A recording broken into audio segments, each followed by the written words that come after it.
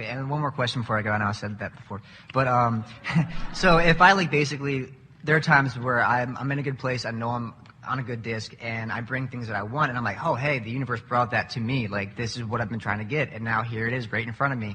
I feel like I kind of screwed up by just concentrating on trying to push it instead of just letting it flow to me, if that makes sense. It does. We've been talking about leaving the effort out of it, letting the universal forces and your ability to align with them be the engine behind it. But there's nothing, you see, it's the step 1, step 2, step 3 thing. Sometimes in what feels like messing it up, as you say, you're actually just defining it further.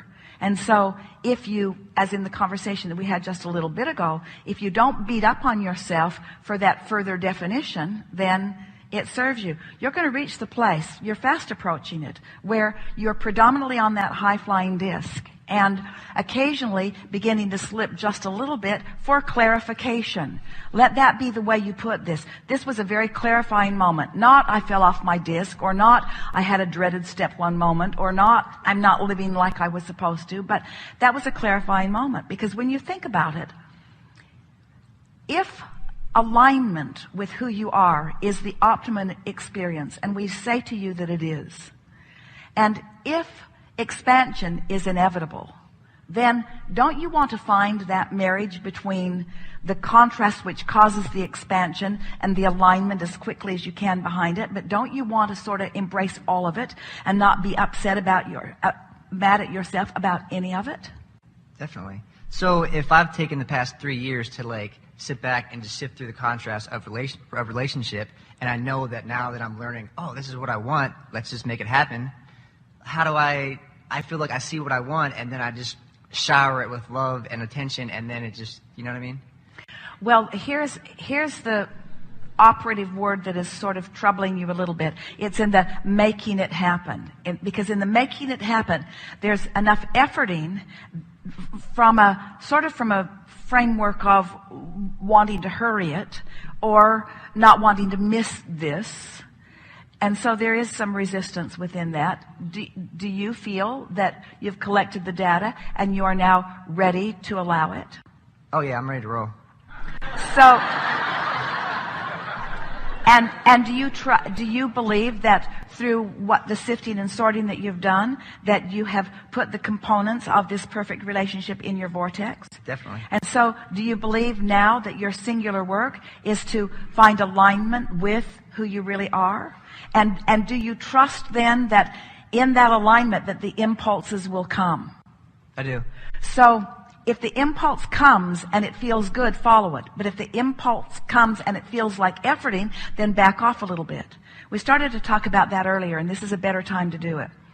That this momentum factor, Esther likes to think about the Bitterroot River in Montana, because Jerry and Esther spent a summer there.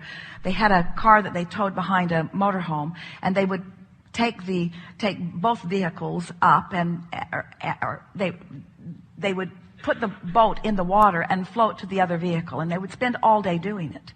And on this Bitterroot River, sometimes it was so wide that the volume of water now is not moving very fast, but sometimes the banks of the river would be narrow, and so now the water is moving more swiftly. That's why they call it rapids. So there's the general and the more specific, or the rapids. And so you're flowing the energy in the same way. As you get general, you take the volume of energy that you are focusing, and it's easier to manage because you've made it more general. But when you are more specific, it moves through a more narrow channel, but then your attention, then you want to be more focused as you are doing that. And so you get to slow the momentum or speed the momentum, all in the direction of where you're wanting to go.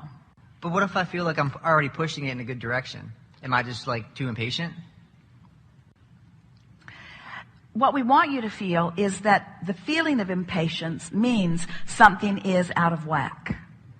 The feeling of impatience means that the momentum is faster than I am able to allow it. Because if you were up to speed with the energy, it wouldn't feel too fast. Esther has been, Luke, 7-year-old grandson, introduced a phenomenal application to Esther on her iPhone. You're all going to want to get it. It's called Nutty Fluffies.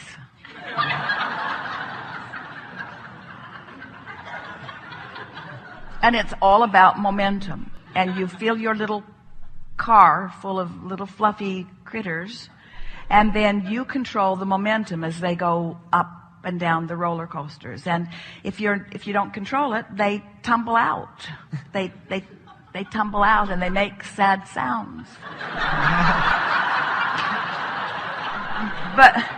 But if you've controlled the momentum properly, you apply it just at the right time, then they have a wonderful, and they make happy sounds, and hearts fly out of the coaster, and it is a very interesting game in understanding momentum. And after she plays the game a little while, she gets so that she anticipates what's coming, and she's getting better and better at it. We know this is boring you a little bit, but the reason that we are talking about this is because learning about momentum is your most important work, because you have access to this energy that creates worlds, and you have a vibrational currency that is flowing through you that is unlimited.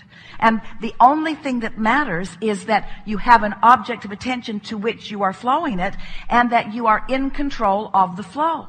So if you're wanting something more than you're able to allow it, it gets all out of whack. That's the whole thing that we've been talking about here today. You want to practice the thoughts of the outcome that you want until you own them so completely that there's ease within you, and then it happens. Definitely. It's funny you say that, because I feel like I put so much in the vortex of like relationships the past 3 years that like when I do let it flow, I'm just gonna explode with like, you know what I mean, too many relationships to deal with. So I feel like I've already, like, you know what I mean? I feel like I've already kind of like, see what I'm getting at? So I feel exactly that. So yeah, thank you.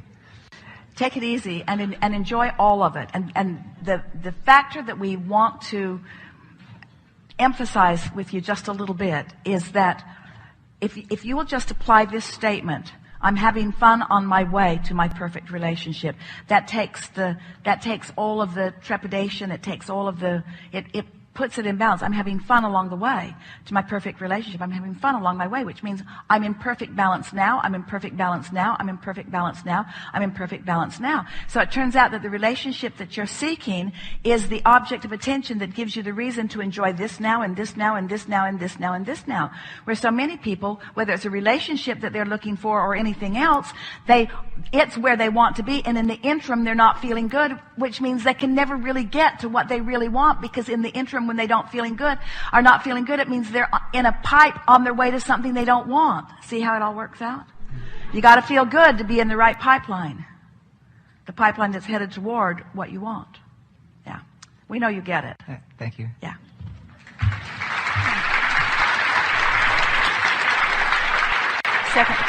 Third drum. Just stand further forward. You're the one. Wait. Only if you're standing are you the one. Very tricky. It's like whack-a-mole.